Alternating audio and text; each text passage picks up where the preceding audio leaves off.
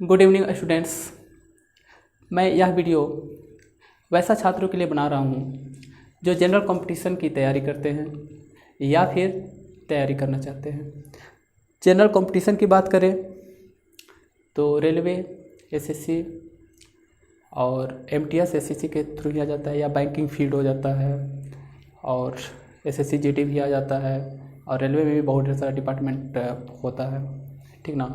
या फिर और जॉब यानी अदर और भी जो कंपटीशन जॉब के लिए जो कंपटीशन होता है उस सारा चीज़ की मैं तैयारी करवाऊँगा, ठीक ना।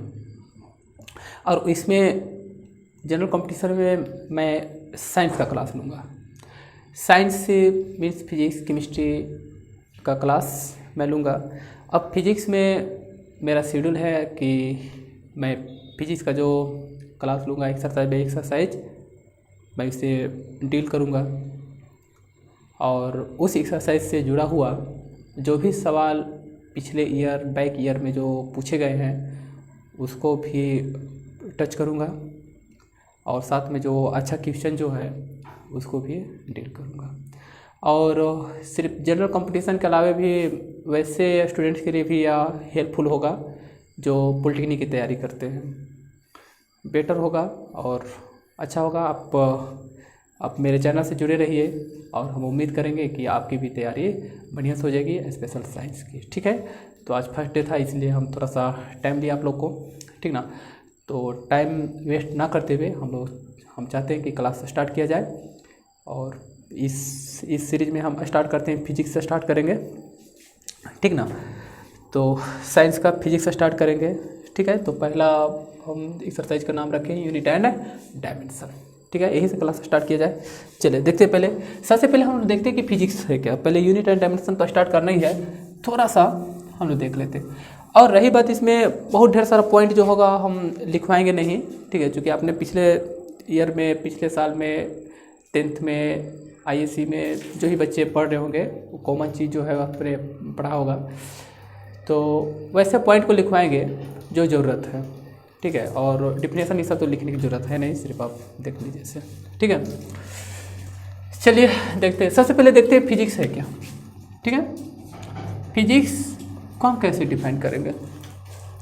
ऐसे फिजिक्स को हम लोग डिफाइन करते हैं, फिजिक्स जो होता है ना वह लॉ ऑफ नेचर को बताता है, या फिर कह सकते हो आप the study of laws of nature, या फिर इसको आप और डिटेल्स में जाओगे, थोड़ा लंबा लिखोगे तो आप कहोगे it is the branch of science which is deals with the law of nature, या फिर study of the law of nature कह सकते हो, ठीक है। मीन्स लॉ ऑफ नेचर कहने का मीनिंग है बाबू कि प्रकृति के नियमों का हम अध्ययन करते हैं। अध्ययन मीन्स तो पता ही होगा आप लोग को, ठीक है। अध्ययन मीन्स उसके बारे में जानने की कोशिश करना, जानना ही तो अध्ययन होता है। तो फिजिक्स के बारे में हम क्या करते हैं, जानने की कोशिश करते हैं। तो भाई जानने का क्या, लॉ की बात कर रहे हैं, नियम की बात कर रहे हैं प्राकृतिक का, तो लॉ है ना, अचानक से, ठीक ना, बारिश हो जाना, गर्मी लगना, यानी परिवर्तन हमेशा होते रहता है, कुछ ना कुछ ऐसा चेंजिंग होते रहता है जिसके बारे में हम क्या करते हैं बाबू, स्टडी करते हैं कि ऐसा होता क्यों है, ठीक है। तो यही कहलाता है लॉ ऑफ नेचर कहलाता है, यानी प्राकृतिक का नियम कहलाता है, और इसका जो स्टडी करना ही क्या कहलाता है, फिजिक्स कहलाता है, ठीक ना बाबू। तो आइए फिर आगे चलते हैं, ठीक है। फिजिक्स के, ठीक है, डायमेंशन यूनिट एंड डायमेंशन के अंदर में है, ठीक है। अब हम यहाँ बात किए हैं लॉ ऑफ नेचर का, ठीक है, और भी स्टडी की बात करें तो भाई लॉ ऑफ नेचर को हम स्टडी कैसे करेंगे, ठीक ना। तो यहाँ देखा गया कि कुछ वैसा टर्म्स, वैसा पद जिस टर्म में लॉ ऑफ नेचर का स्टडी किया जाता है उसका नाम रखा फिजिकल क्वांटिटी, ठीक ना। ये तो ह्यूमन ने रखा है, अपना सुविधा के लिए रखे हैं, ठीक ना। जैसे हम लोग नाम रखते हैं, नाम क्यों रखते हैं, हम लोग सुविधा के लिए रखते हैं। जैसे क्या कहते हैं कि ह्यूमन ही देख लो, ह्यूमन को ऐसे कैटेगरी वाइज हम लोग बांट दिए हैं, मीन्स गर्ल्स नाम रखे हैं, बॉयज रखे हैं, है ना। तो फिर लेडीज कहते हैं, जेंट्स कहते हैं, मेन कहते हैं, ठीक है, चाइल्ड कहते हैं। तो इस सारा का सारा हम अपना सुविधा के लिए डिवाइड किए ताकि उसके बारे में जानना, उसका स्टडी करना आसान होगा। यही तो है, लॉ ऑफ नेचर। तो जैसे हम बात कर रहे हैं, मेरा साउंड आपको सुनाई दे रहा है, ठीक है, तो इसका नाम रखें, चलो इसको हम किस रूप में अध्ययन करेंगे, तो चलो इसका नाम रखा गया ध्वनि, चलो इसको ध्वनि के रूप में अध्ययन करेंगे, यानी इसको हम लोग समझेंगे ध्वनि है, ठीक है। जैसे किसी चीज़ को हम धक्का दे रहे हैं या फिर खींच रहे हैं, तो इसका नाम रखा गया, चलो इसको हम लोग अध्ययन करेंगे बल के रूप में। तो जिस टर्म में लॉ ऑफ नेचर का स्टडी किया जाता है उस टर्म का नाम रखा गया फिजिकल क्वांटिटी रखा गया, ठीक है।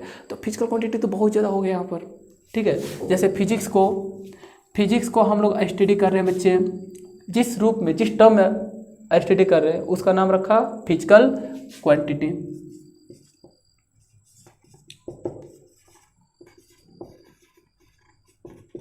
फिजिकल क्वांटिटी मीन्स हिंदी में कहेंगे इसको भौतिक राशि कहेंगे बाबू, भौतिक राशि कहेंगे। तो फिजिकल क्वांटिटी तो बहुत ज़्यादा हो गया ना बाबू यहाँ पर। जैसे ह्यूमन की बात करो या तो बात करो आप लिविंग, ठीक ना, लिविंग की बात करो, मैंने सजीव प्राणी की बात करो तो बहुत ढेर सारे हो गए। सजीव प्राणी की बात करो तो उसमें आपको जानवर भी आ जाएंगे, मनुष्य भी आ जाएंगे, जितना छोटे जितने भी जानवर है, बड़े से बड़े जानवर, सारा का सारा आ गया उसमें। लेकिन हमने उसको अपना सुविधा के अकॉर्डिंग क्या किए, स्टडी के लिए हम उसको डिवाइड करते उसको, ठीक है। उसी तरह से यहाँ जब हम बात करें फिजिकल क्वांटिटी की तो यहाँ बहुत ढेर सारा फिजिकल क्वांटिटी आ गया बाबू। जैसे कुछ एग्जांपल देते हैं, जैसे बात करेंगे मास मीन्स द्रव्यमान कहेंगे बाबू इसको, द्रव्यमान, ठीक है। लेंथ बात करो, ठीक है, लंबाई हो जाएगा। टाइम बात करो मीन्स समय हो जाएगा। मोमेंटम, या चलो मोमेंटम लिख देते हैं, मोमेंटम जिसको हम लोग कहेंगे बाबू संवेग कहेंगे। फोर्स जिसको हम लोग कहेंगे बल कहेंगे। वेलोसिटी जिसको हम लोग कहेंगे वेग कहेंगे। स्पीड चाल कह रहे हैं, ठीक है, ETC कर देते हैं। तो जितना का जितना यहाँ बहुत ढेर सारे फिजिकल क्वांटिटी आ गया, जिसके टर्म्स में हम लॉ ऑफ नेचर का स्टडी करते हैं। तो अब प्रॉब्लम यहाँ होने लगा, भाई इतना ज़्यादा है तो इसको हम स्टडी कैसे करेंगे। तो इसको फिजिकल क्वांटिटी को फिर डिवाइड कर दिया गया, ठीक है। तो फिजिकल क्वांटिटी को ऐसे दो भाग में डिवाइड किया गया, ठीक है। एक का नाम रखा गया फंडामेंटल क्वांटिटी और दूसरा का नाम रखा गया डेराइव्ड क्वांटिटी। इसका नाम रखा गया फंडामेंटल क्वांटिटी, यानी मूल राशि या फिर आधारी राशि कहेंगे इसको, या फिर आधारी राशि कहेंगे। और दूसरा का नाम रखा गया डेराइव्ड क्वांटिटी।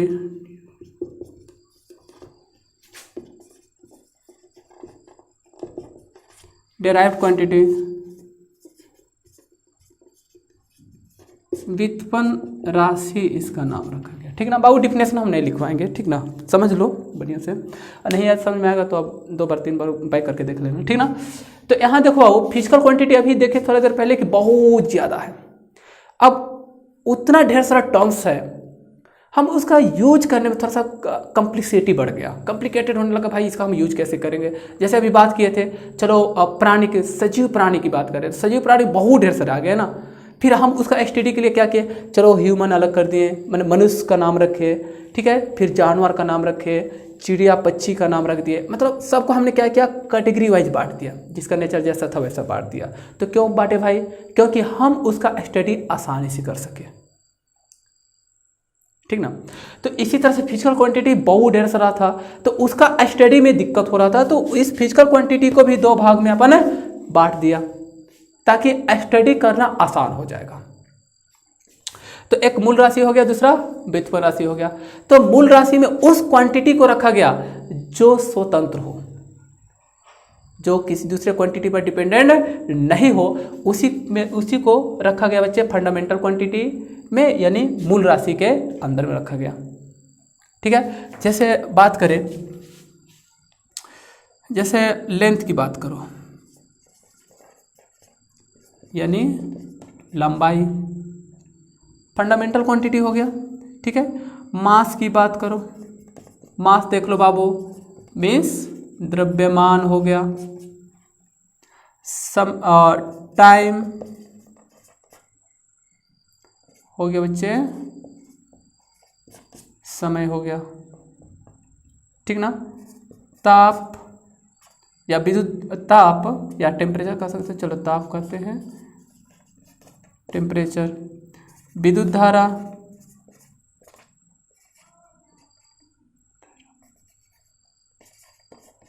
विद्युत धारा हो गया, यानी इलेक्ट्रिक करंट हो गया। ठीक ना, एक और होता है बच्चे ज्योति तीव्रता, जा इंग्लिश करते करते हिंदी हो गया, चलो कोई दिक्कत नहीं, देखो ना,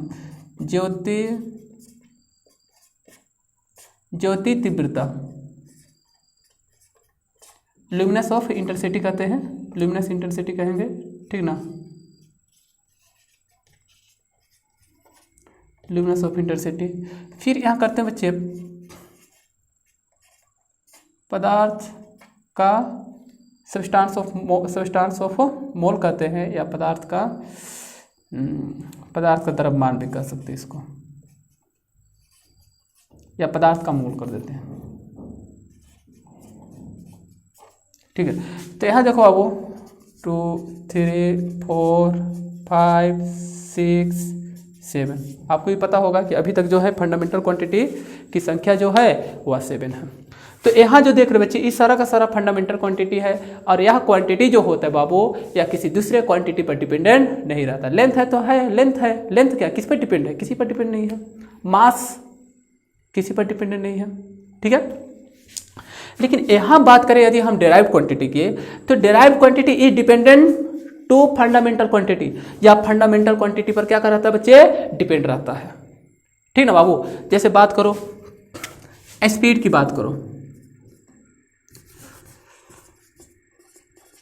स्पीड की बात करो, यानी स्पीड में से चाल होता है। आपको फॉर्मूला याद होगा, स्पीड बराबर होता है बाबू डिस्टेंस टू द टाइम, यानी दूरी बटे में समय। ठीक है, दूरी बटा समय होता है। तो अब दूरी मतलब क्या होगा बाबू, दूरी मतलब लेंथ ना हो गया बाबू, लंबाई हो गया। समय मतलब क्या होगा बच्चे, टाइम मतलब समय हो गया, टाइम हो गया। तो लंबाई और टाइम फंडामेंटल क्वांटिटी है। तो यहाँ कंप्लीटली जो होगा वो स्पीड जो है ना, वह फंडामेंटल क्वांटिटी पर डिपेंड करता है। फिर यदि बात करेंगे हम बल की बात करेंगे, बल बराबर होता है बच्चे ma होता है, यानी मास इनटू एक्सीलरेशन होता है। तो मास देखो बच्चे फंडामेंटल क्वांटिटी है, और त्वरण जो होता है बच्चे, त्वरण भी फंडामेंटल क्वांटिटी पर डिपेंड करता है। ठीक है, क्योंकि त्वरण बराबर क्या होता है बच्चे, वेग में परिवर्तन, यानी the rate of change of time, the rate of change of velocity with respect to time. ठीक ना बाबू, तो उसी को कहते हैं एक्सीलरेशन कहेंगे। ठीक ना, त्वरण है। तो यानी वेलोसिटी जो होता है बच्चे, वेग में परिवर्तन की दर को कहते हैं, यानी वेग में परिवर्तन होकर वेग ही मिलेगा। और वेग का जो फॉर्मूला होता है बच्चे, दूरी बटा समय होता है। दूरी मतलब लेंथ है बाबू, टाइम तो टाइम ही रहेगा, समझ पाए बाबू। तो दूरी लेंथ हो गया, लेंथ फंडामेंटल क्वांटिटी हो गया, समय भी फंडामेंटल क्वांटिटी हो गया। इस तरह से क्या होगा बाबू, उसका वेलोसिटी जो होगा वो भी फंडामेंटल क्वांटिटी पर ही क्या होगा बाबू, डिपेंडेंट होगा। आ ही रहा होगा समझ में। ठीक ना, तो और भी बहुत ढेर सारा एग्जाम्पल है, कुछ एग्जाम्पल देते हैं यहाँ पर। ठीक ना, आप वेलोसिटी लिख सकते हो, यानी वेग, स्पीड हो गया,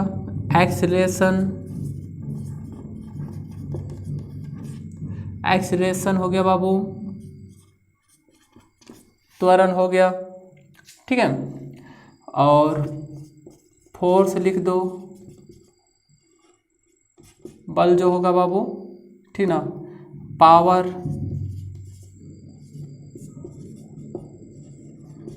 शक्ति, कार्य हो गया बच्चे, वर्क हो गया। तो ये जितना देख रहे बच्चे इस सारा का सारा, ठीक ना बाबू, डिराइव्ड क्वांटिटी कहलाता है। तो डिराइव्ड क्वांटिटी जितना भी आप फिजिक्स में फॉर्मूला देख रहे हो सच में बाबू, वह फॉर्मूला जो होता है वह डिराइव्ड क्वांटिटी ही होता है, और वह जो होगा बाबू वह फंडामेंटल क्वांटिटी पर डिपेंडेंट करेगा। चलिए ठीक है, आगे बढ़ते हैं हम लोग।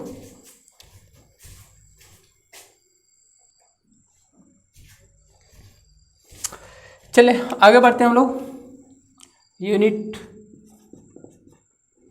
यूनिट्स को मात्रक, यूनिट्स को हम डिफाइन करेंगे। मात्रक, ठीक ना बाबू,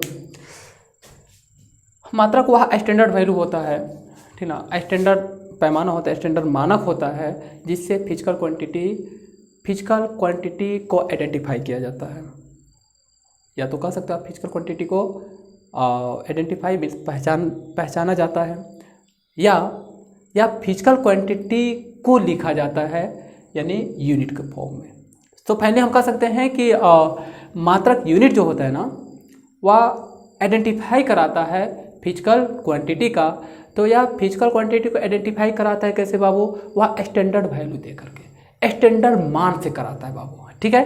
तो यूनिट को हम लोग 3 कैटेगरी में बांटेंगे बाबू, ठीक ना, ठीक है। पहले हम देते हैं बच्चे यहाँ MKS सिस्टम, दूसरा होगा CGS सिस्टम, तीसरा है बच्चे FPS सिस्टम, ठीक ना बाबू। MKS सिस्टम, CGS सिस्टम और FPS सिस्टम, यानी यूनिट को जो है ना बच्चे 3 कैटेगरी में हम बांट देते हैं। यानी फिजिकल क्वांटिटी जो होता है ना बच्चे, ठीक है, उसे 3 तरीका से उसको, ठीक ना, आइडेंटिफाई किया जाता है। यानी उसका यूनिट जो होता है ना, मात्रक जो होता है वह 3 तरीके से होता है, ठीक है। MKS में भी होता है, CGS में होता है और FPS में होता है। आइए देखते हैं पहले MKS होता क्या है। MKS, M, ठीक ना, metre KG second, metre KG per second भी कहते हैं या सेकेंड का, ठीक ना, मीटर केजी सेकेंड सिस्टम मैंने पद्धति, ठीक ना। तो MKS सिस्टम में M फॉर मीटर, तो मीटर में किसको मापा जाता है बाबू, तो लंबाई जो होता है ना उसको मीटर में मेजरमेंट किया जाता है, समझ पाए बाबू, MKS सिस्टम में, ठीक ना। यहाँ लिख देते हैं लेंथ जो होगा बाबू, लेंथ यानी लंबाई जो होगा उसे मीटर में, लंबाई को किस में मापा जाता है बच्चे, मीटर में मापा जाएगा, ठीक है। और यहाँ के मीन्स द्रव्यमान यानी मास, तो द्रव्यमान को किस में मापा जाता है बच्चे, केजी में मापा जाता है। और ये जो देख रहे हैं बच्चे, ये टाइम है यानी समय। अब समय को किस में मापा जाएगा बाबू, सेकेंड में मापा जाता है, ठीक है। यहाँ आ जाओ बच्चे, CGS centimetre gram second, CGS, ठीक ना बाबू, से मतलब ये हो जाएगा बाबू लेंथ, लेंथ यानी लंबाई, लंबाई को CGS सिस्टम में सेंटीमीटर में मापा जाता है।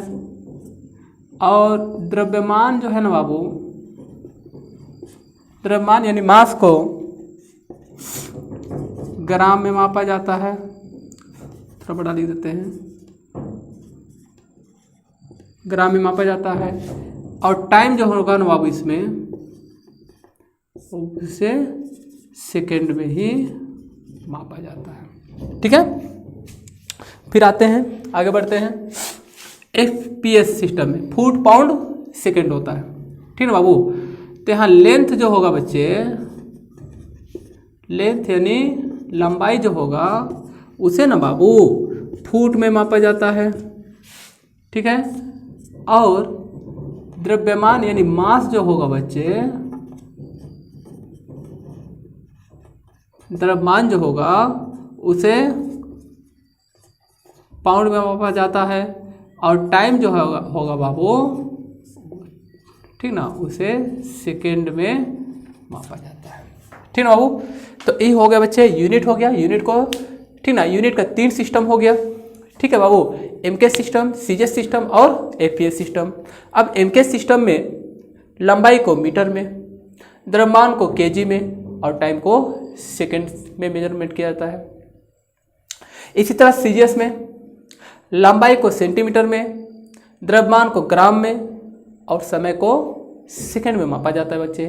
और एफपीएस सिस्टम में बाबू लेंथ जो होगा बच्चे उसको फुट में, और मास जो होगा बच्चे उसे पाउंड में, और टाइम जो होगा उसे सेकंड से मापा जाता है बच्चे। ये हो गया यूनिट हो गया। ठीक है, आइए कुछ यूनिट लिखते हैं, जरा देखते हैं।